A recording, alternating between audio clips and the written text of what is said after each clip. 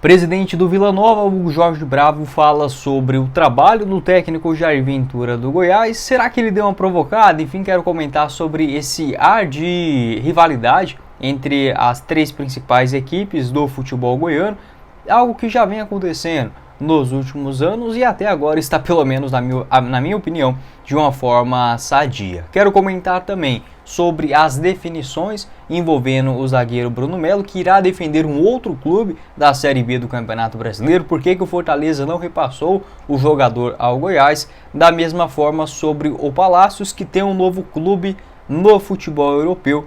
Quero trazer também mais detalhes. Será que o Goiás fez ou não uma proposta oficial para contar com o meia argentino neste ano? Só antes de começarmos o nosso vídeo de hoje, eu peço para você deixar seu like aqui embaixo, também se inscrever em nosso canal, ativar as notificações, conferir o nosso canal de cortes e para apostar no jogo contra o craque neste meio de semana é na Pix Brasil, que te dá R$20 de graça, esse bônus para você começar a apostar, como por exemplo, uma vitória do Goiás fora de casa está pagando 1,57 a cada real apostado, um empate a 3,20 e uma vitória do craque numa cotação de 6, uma das mais altas, né, da rodada. Vila Nova e Aparecidense com empate a 3,25, vitória da Aparecidense fora 6,85 também.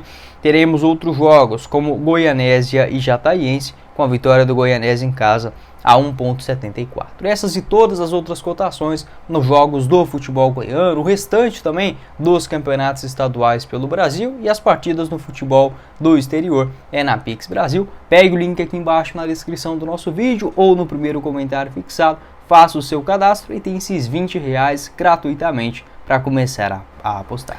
Bora começar o nosso vídeo de hoje para falar sobre a definição envolvendo o zagueiro Bruno Melo, que será emprestado pelo Fortaleza ao Coritiba até o final dessa temporada de 2024. A informação foi confirmada pelo Globo Esporte do Paraná e após apenas um jogo onde o Bruno Melo ficou no banco de reservas, se eu não estiver enganado, na estreia do Fortaleza contra o Horizonte no Campeonato Cearense, ficou no banco, não participou e agora essa definição de um novo empréstimo. Lembrando que o Goiás procurou o jogador em pelo menos duas oportunidades, uma na virada do ano e outra agora recentemente, basicamente uns 5 dias atrás, acabou ouvindo uma negativa do Fortaleza. E o que a gente pode ver? O Fortaleza ele teve a intenção de segurar o Bruno Melo nesta indefinição se teria ou não um outro zagueiro canhoto na composição do seu elenco. Acabou contratando um outro argentino do Defensa e Justiça, fez ótimas participações no Campeonato Argentino nas últimas temporadas, tinha outros jogadores nessa posição também e estava claro que seria liberado o Bruno Melo, se não fosse agora, após a disputa do Campeonato Cearense, né, antes do início da Série A. O Goiás teve interesse, o Atlético Goianiense também, e agora ele fechando com o Coritiba. O diferencial do Coxa para a contratação do atleta foi a opção de compra ao final do seu contrato, algo que hoje o Goiás ainda não está maduro o suficiente, vamos colocar assim, para fazer nas suas contratações. É muito raro, exceto apostas, né, jogadores muito baratos que tem essa cláusula final de opção ou não de compra. Não é uma obrigação ou algo nesse sentido, mas uma alternativa de compra. O Coritiba acabou fechando esse contrato de empréstimo com o jogador e o Bruno Melo renovou o seu vínculo até dezembro de 2025. Lá no Fortaleza. Pode deixar a sua opinião aqui embaixo nos comentários. O que você pensa a respeito desse jogador? Basicamente, a ida dele para o Coritiba e não para o Goiás se dá muito por esta opção de compra ao final do seu contrato, já que, segundo informações do André Rodrigues, todos os contratos acima de um ano precisa ter uma aprovação do Conselho do Goiás, esta função do executivo de futebol, o Agnello Gonçalves, e no máximo salários de R$166 mil por mês, tá? Uma pena, acho que o Bruno Melo seria um nome sim bem interessante para uma realidade de Série B do Campeonato Brasileiro.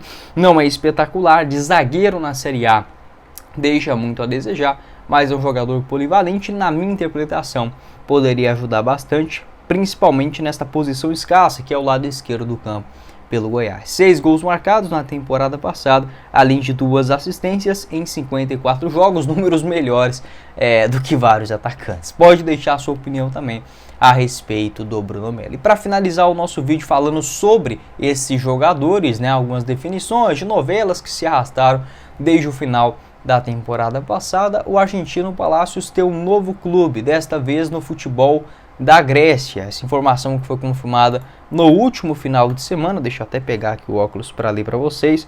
O novo clube do Palacios será o 6º colocado no campeonato grego, que se chama Asteras Tripolis. Este clube que o Palacios defenderá nos próximos anos, tá? A tendência é que seja um contrato indefinitivo. Ele não queria mais continuar no São Lourenço após o reempréstimo, né, ao Goiás, o segundo empréstimo seguido do São Lourenço. Já havia passado no Banfield da Argentina e esse empréstimo na temporada passada ao Goiás. As negociações com o Atlético não avançaram, né? O São Lourenço exigindo várias coisas, colocando várias cláusulas dentro do seu contrato. O Atlético optou por recuar na negociação. O Goiás tinha uma opção de compra do Palacios até o comecinho do mês de dezembro da temporada passada e não exerceu. Seria mais ou menos por 3 milhões e 800 mil reais. O Goiás poderia negociar, pagar um valor muito menor, mas pelo que eu pude apurar, o Goiás nem sequer fez uma proposta, nenhuma procura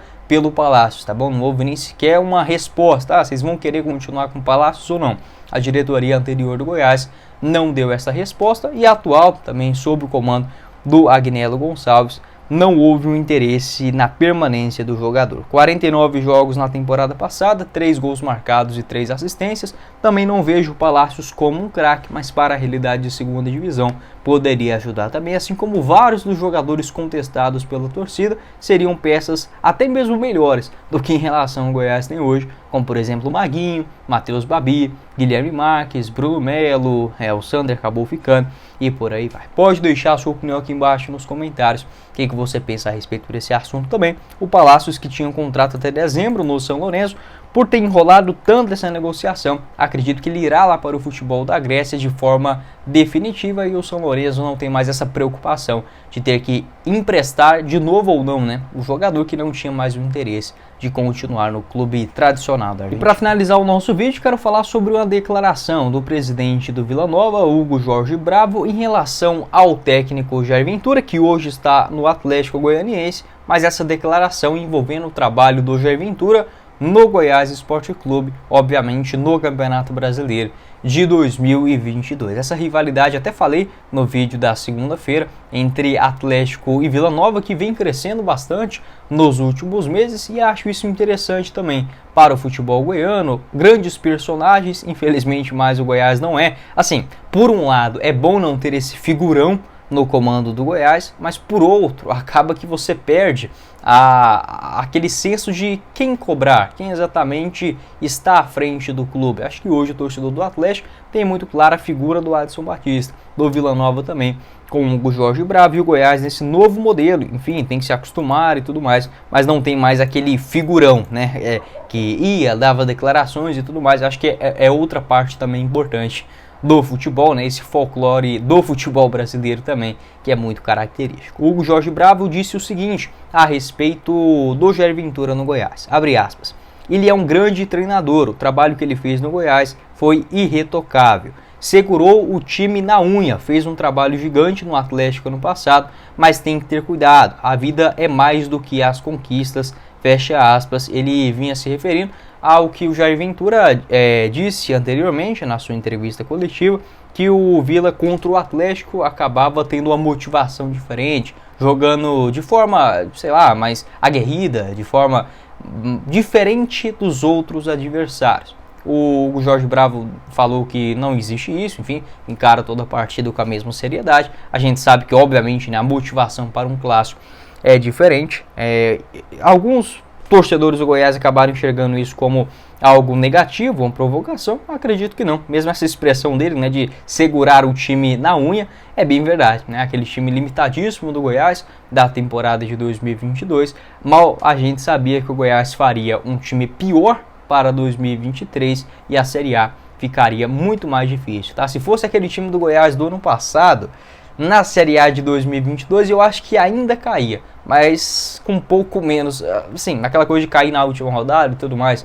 Eu, sendo bem sincero, não confiava muito naquele time não, mas o Goiás ele conseguiu montar um time pior para uma Série A melhor no ano seguinte, né? Enfim, e o trabalho de fato do Jair Ventura foi muito bom, tanto é que o Goiás basicamente não correu risco algum de rebaixamento naquela ocasião. Se fosse aquele time de 2022 na temporada passada, eu não tenho a menor dúvida que pelo menos um 15º lugar o Goiás conseguiria sim, nas mãos, por exemplo, do Jair Ventura, e temos diferenciais técnicos como o artilheiro Pedro Raul. Pode deixar sua opinião aqui embaixo nos comentários, o que você pensa a respeito dessa declaração. Gosto muito dos dois presidentes, tá? Tanto do Hugo Jorge Bravo quanto também do Adson Batista. Se fosse para escolher só um, acho que o Adson é mais experiente, mais calibrado, mas acho que os clubes aqui da capital estão sim indo para um caminho ok. O Goiás ficou muito perdido nesta questão de gestão familiar, né? Entra um, sai outro, o que chega vai lá e faz uma bagunça danada, como foi o Marcelo de Almeida em 2018, 2019, enfim, é um cara que, por exemplo, no Vila Nova e no Atlético, eles não tiveram esse azar de ter um camarada desse nos últimos anos. A Aparecidense também, que estava sendo muito bem gerida pelo Elvis Mendes, tem o Goiânia com Alexandre Godoy e vários outros bons trabalhos no interior. Pode deixar a sua opinião aqui embaixo nos comentários, o que você pensa a respeito desse assunto. Também uma polêmica no futebol, não vejo nada demais, e referindo, né, a outros profissionais, já que vários trabalharam, né, no Goiás, no Atlético, no Vila Nova, é natural essas comparações. Mas foi o vídeo, espero que vocês tenham gostado. Não esqueça de deixar seu like aqui embaixo, também se inscrever em nosso canal, ativar as notificações, conferir o nosso canal de cortes e o link do apoiador do vídeo de hoje, a Pix Brasil. Vou deixar todas as informações na descrição do vídeo e no primeiro comentário fixado.